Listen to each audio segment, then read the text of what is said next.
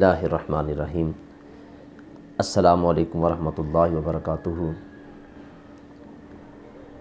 ماہ رمضان المبارک کی آمد ہے، اور اکثر ساتھی یہ سوال پوچھتے رہتے ہیں کہ اگر کوئی بندہ رات کو سویا ہوتا ہے تو اس وقت بندے کو احتلام ہو جاتا ہے، یا بندہ رات کو اپنی بیوی کے ساتھ حق زوجیت کو ادا کرتا ہے، اب بندے کے اوپر غسل فرض ہے تو وہ اسی حالت میں سویا رہا یہاں تک کہ صبح ہو گئی۔ جب صبح وہ بندہ اٹھتا ہے تو سحری کا وقت بالکل تھوڑا ہوتا ہے۔ اگر وہ غسل کرتا ہے تو سحری کا وقت ختم ہو جاتا ہے، تو اس صورت میں کیا حکم ہے کہ اب بندہ غسل کرے پہلے یا سحری کھا لے؟ تو فقہاء نے اس کے متعلق یہ بات لکھی ہے کہ اگر وقت تھوڑا ہے، اسے پتہ ہے کہ غسل کرتا ہوں تو سحری جو ہے وہ نہیں کھا سکتا، تو اس صورت میں فقہاء نے لکھا ہے کہ وہ بندہ اچھے طریقے سے وضو کرے، اور وضو کرنے کے بعد وہ پہلے سحری کر لے۔ سحری کھانے کے بعد نماز سے پہلے وہ بندہ غسل کر لے، اس بندے کا روزہ ہو جاتا ہے۔ اور یہ بھی سوال پوچھا جاتا ہے کہ روزہ رکھنے کے بعد، نماز پڑھنے کے بعد اکثر نوجوان جو ہے وہ سو جاتے ہیں، اور جب سوتے ہیں تو اس وقت احتلام ہو جاتا ہے، تو اکثر ساتھی علم نہ ہونے کی وجہ سے یہ سمجھتے ہیں کہ احتلام ہو گیا ہے، غسل فرض ہو گیا، لہذا ہمارا روزہ ٹوٹ گیا ہے۔ تو احتلام جو ہوتا ہے یہ ایک غیر فطرتی عمل ہے، اس میں بندے کا اپنا اختیار اور قدرت نہیں ہوتی۔ تو اگر احتلام ہوتا ہے تو اس صورت میں بھی فقہاء نے لکھا ہے کہ وہ بندہ غسل کرے گا، غسل کرنے کے بعد اپنے روزے کو کنٹینیو رکھے، یعنی مکمل کرے، اس بندے کا روزہ ہو جاتا ہے۔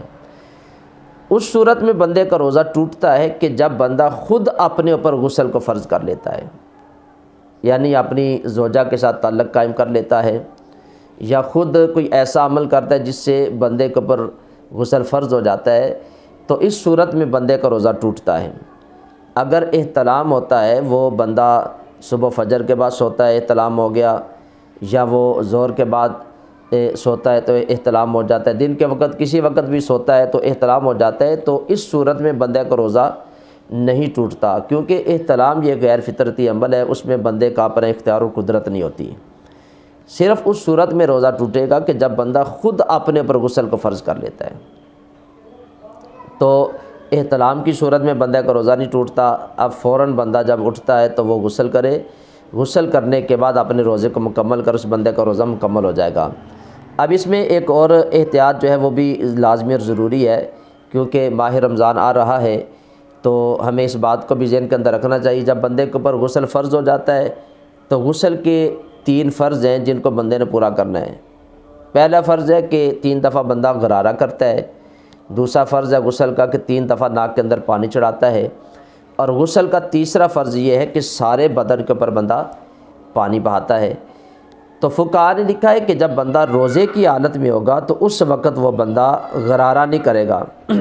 ہو سکتا ہے کہ وہ بندہ غرارہ کرے تو غرارے کی صورت میں پانی حلق سے نیچے اگر اتر گیا تو اس بندے کا روزہ ٹوٹ جائے گا۔ تو فقہاء نے لکھا ہے کہ روزے کی حالت میں صرف بندہ کلی کرے گا، اور پھر ناک میں بھی پانی بڑے احتیاط کے ساتھ جو ہے اس کو ڈالے گا کہ وہ پانی بھی دماغ کے اندر یا حلق کے اندر نہ چلا جائے، اس صورت سے بھی بندے کا روزہ ٹوٹ جاتا ہے۔